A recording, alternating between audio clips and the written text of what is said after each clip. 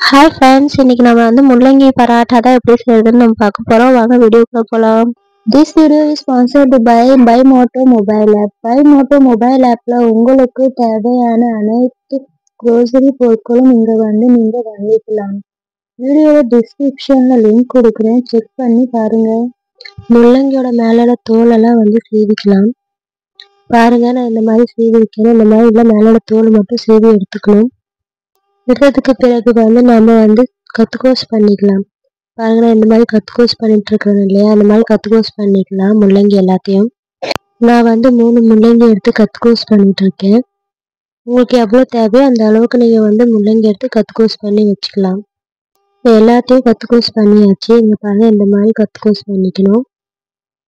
முள்ளங்கி தண்ணி விடும். தண்ணி எல்லாத்தையும் நம்ம நல்லா புழிஞ்சு எடுத்துக்கணும். வீடியோல பார்த்தாலே தெரியும், இந்த மாதிரி நான் இறுக்கமா புழிஞ்சு எடுத்துட்டு இருக்கேன். இந்த மாதிரி எல்லாத்தையும் நம்ம புழிஞ்சு எடுத்துக்கலாம்.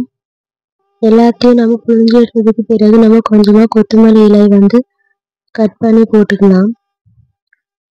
முள்ளங்கி நம்ம உடலுக்கு ரொம்ப நல்லது, அடிக்கடிக்கு சாப்பிடணும். சின்ன துண்டு நம்ம இஞ்சியோட எடுத்துக்கலாம். இஞ்சி சின்ன துண்டு எடுத்து அதையும் நம்ம கத்கூஸ் பண்ணி இதுலயே கலந்துக்கலாம். பாருங்க, இந்த அளவுக்கு நம்ம இஞ்சி துண்டு எடுத்துருக்கோம். இது நல்லா கத்கூஸ் பண்ணி இதுலயே சேர்த்துக்கலாம். இஞ்சி சேர்த்ததுக்கு பிறகு கொஞ்சமா நம்ம மிளகாத்தூள் சேர்த்துக்கலாம், கொஞ்சமா கொத்தமல்லி சேர்த்துக்கலாம். தேவையான அளவுக்கு நம்ம கொஞ்சமா உப்பு சேர்த்துக்கலாம். எல்லாத்தையும் போட்டதுக்கு பிறகு நம்ம கொஞ்சம் எல்லாத்தையும் மிக்ஸ் பண்ணி விட்டுக்கலாம். இந்த மாதிரி எல்லாத்தையும் கலக்கணும். உப்பு மிளகுலாம் போட்டிருக்கோம் இல்லையா, எல்லாத்தையும் நம்ம மிக்ஸ் பண்ணி விடணும். அவ்வளோதாங்க, எல்லாம் நல்லா மிக்ஸ் பண்ணி விட்டாச்சு.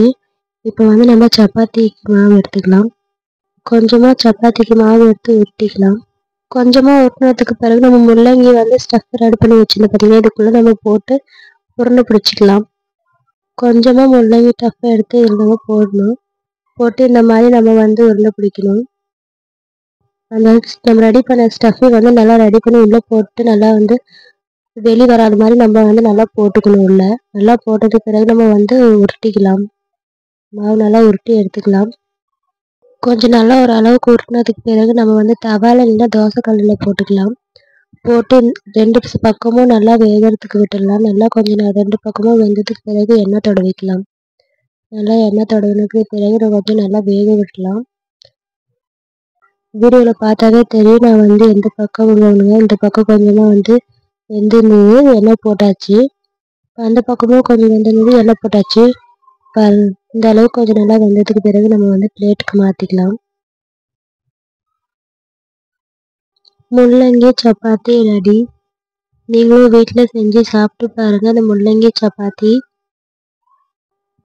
சப்பாத்திக்கு சைட் டிஷ் பார்த்தீங்கன்னா, நான் தயிர் எடுத்திருக்கேன். நீங்கள் உங்களுக்கு பிடிச்சது எந்த சைட் டிஷ் வேணாலும் எடுத்துக்கலாம், நல்லாயிருக்கும். நான் தயிர் கூட சாப்பிட்டு பாருங்கள், இன்னும் செம்மையாக இருக்கும். பிடிச்சிருந்தா லைக் பண்ணுங்கள், ஷேர் பண்ணுங்கள், சப்ஸ்கிரைப் பண்ண மறந்துடாதீங்க. தேங்க்யூ ஃபார் வாட்சிங். Bye bye.